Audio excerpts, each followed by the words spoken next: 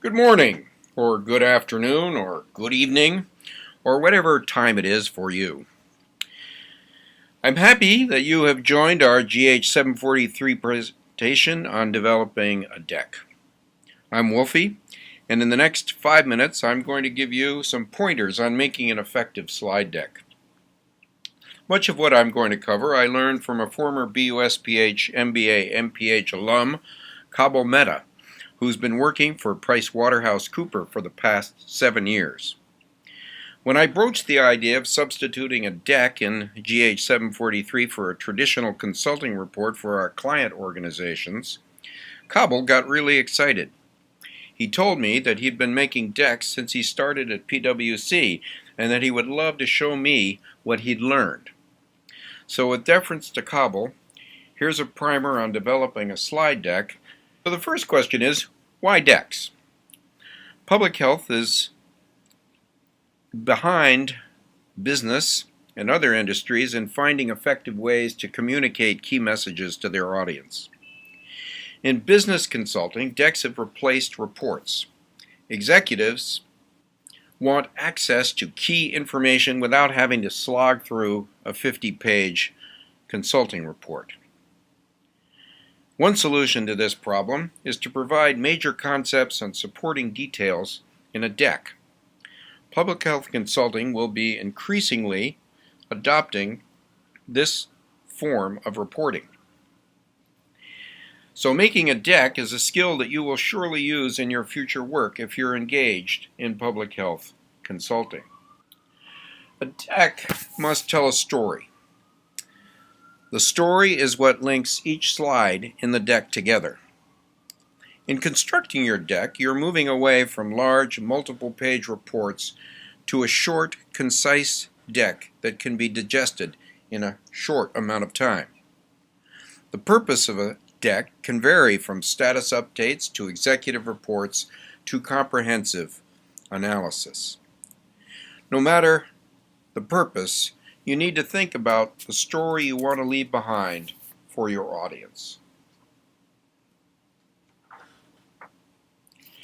Here are 3 key assumptions to keep in mind as you construct your deck. First, your reader only cares about their problems, not yours. Second, you have only 30 seconds of your reader's attention. And third, you will not be around to tell your story. So let's examine assumption 1. Early on in your deck, you need to demonstrate to your client that you understand their problem. This might mean providing a concise description of the problem you're solving along with the scope of work you're addressing. Assumption 2. Make your case early. You never know how much time the reader or listener is going to have. Get to the most important part of your presentation early. You might only have 30 seconds of your reader's attention. This makes the executive summary slide your best friend. Don't summarize your story. Instead, show your recommendations. Sometimes, decisions will be made solely on the executive summary slides. Use this space to pull out the important one graph or number that will assist your client with decision making. When you include a chart or graph, you have to include an explanation for the slide. And don't forget to include references on your slide. Leave your animations at the door. Assume everything will be printed or viewed on a mobile device. What this means is that your deck will be one of many items in your client's inbox. And when they get to it, they will be looking for key points and skimming the rest. Make your slides in black and white. It's important to have a white background because decks get printed out and black backgrounds use a ton of ink. For tables, it's a good idea to use a sans serif font. Assumption 3. Just because we make decks with PowerPoint doesn't mean that they're the same or similar to presentations that we make with PowerPoint. In fact, to make a good deck, we have to discard most of what we know about making a good presentation with PowerPoint. In a deck, we pack information on our slides. In a presentation, we keep it really simple. In presentations, we have rules like no more than 6 lines and no more than 6 words on a line.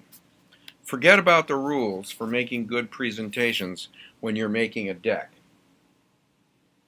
And realize that you will not be around to create the segues or fill the gaps in your deck. Your deck has to be able to stand on its own. It should guide your audience through a presentation of all the detail they need to understand your work. It's a good idea to create titles for each slide in the deck that link together and tell the story. Imagine holding the deck and flipping the tops of the pages through your fingers. The passing titles should tell a story about what you're presenting to your audience. Remember, building a deck is an iterative process. Try to write concisely and naturally.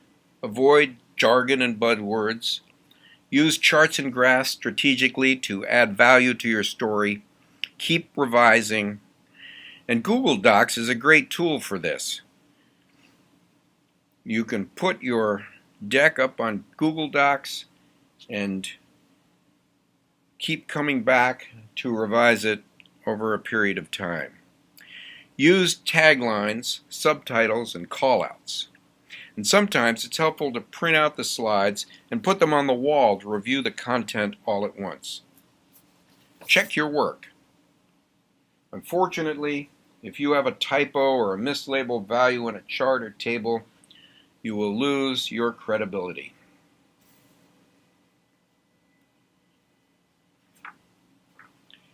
So that's it for my primer on creating a slide deck. Enjoy the process, and remember, perfect is the enemy of good. I'll leave you with Cobble's favorite quote from Lorne Michaels on Saturday Night Live. We don't go on because we're ready. We go on because it's 11:30 p.m.